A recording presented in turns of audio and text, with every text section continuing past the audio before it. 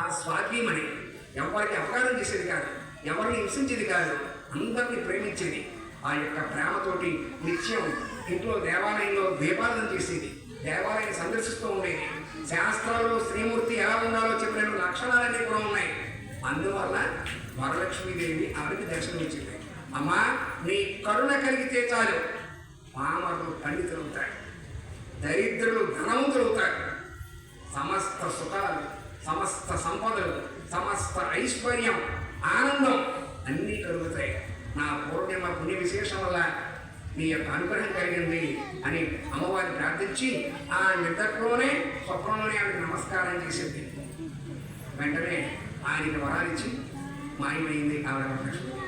వెంటనే ఆవిడ నిద్ర వెళ్ళిపోయింది, చుట్టూ చూసింది, వరలక్ష్మీదేవి ఎక్కడ కనపడలేదు. ఓహో, నేను కలగన్నాను కదా అని వెంటనే అత్తామామని భర్తలు లేవి చెప్పింది.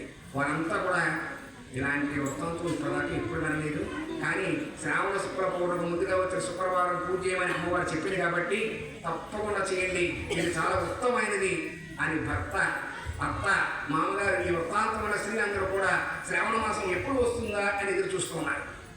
వారి భాగ్యోదయం వల్ల శ్రావణ శుక్ల పౌర్ణమి ముందుగా వచ్చే శుక్రవారం వచ్చింది. ఈ రోజే కదా అని వారు ఉదయాన్నే తీసి చిత్రవస్త్రాలు ధరించి నిత్యకృత్యాలు నెరవేర్చుకుని ఈశాన్యంగా మండపం ఏర్పరిచి అందులో కలసం పెట్టి కొత్త వస్త్రం వచ్చి గాజులు సమర్పించి బంగారు వస్తువులు సమర్పించి బంగారం పెట్టలేదామని చూడదాం. మన శక్తిని అనుసరించి మనకి ఏ శక్తి ఉంటే ఆ శక్తి పెట్టాలి.